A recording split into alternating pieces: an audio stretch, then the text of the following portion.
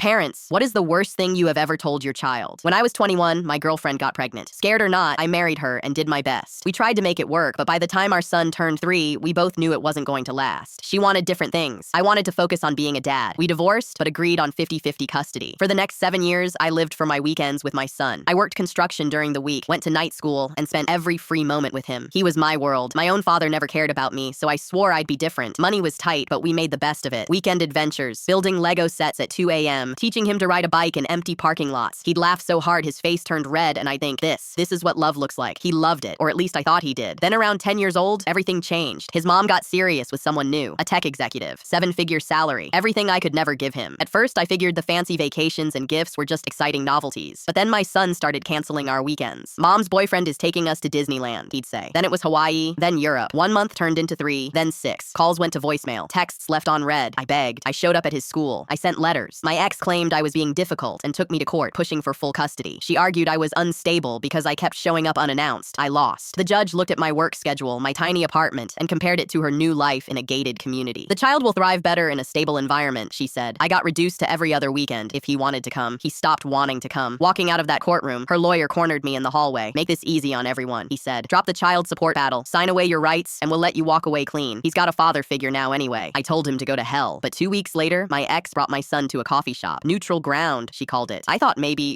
he'd changed his mind. He looked at me across the table, wearing a designer jacket I couldn't afford, and said, Mom says I can choose, and I want him to adopt me, not you anymore. Didn't even blink. Just said it like I was a stranger he was politely dismissing. I nodded, paid for his hot chocolate, and left. That night, I bought a bottle of whiskey, then another, then another. 3 months later, I woke up in a hospital bed. Liver enzymes through the roof. Doctor said I was lucky to be alive. I didn't feel lucky, but therapy pulled me out, slowly, painfully. I moved 2 states away, started over. Met a woman with a 12-year-old son who'd lost his father to cancer. Her son, Tyler, was quiet at first, guarded. But over time, we bonded. Video games, hiking, the same stupid dad jokes I used to tell. When he turned 18, he asked if I'd adopt him. I cried so hard I couldn't speak, just nodded, signed the papers, and finally, felt like a father again. That was 6 years ago. Then 2 weeks ago, a knock on my door. I looked through the glass and saw him, my biological son, now 26, beard, suit, expensive watch. Apparently, the tech executive's company went bankrupt. The marriage fell apart, and suddenly, he remembered he had a dad. Hey dad, he said, voice shaking. I know I messed up. I was a kid. I didn't understand. I looked at him, really looked, and felt nothing. I have 2 sons, I said, and you're not one of them. Then I shut the door. My wife found me sitting on the couch, staring at the wall. You okay? She asked. I nodded, because I was. He's been calling since, texting. His mom even reached out, saying he's going through a hard time and needs family. But Tyler, my real son, looked me in the eye yesterday and said, Dad, you don't owe him anything. You were there when he didn't want you. He doesn't get to come back now that he needs you. And you know what? He's right. Some people think I'm cruel, that blood should matter, that kids make mistakes, but I didn't abandon him. He abandoned me. And I already have a son who never will.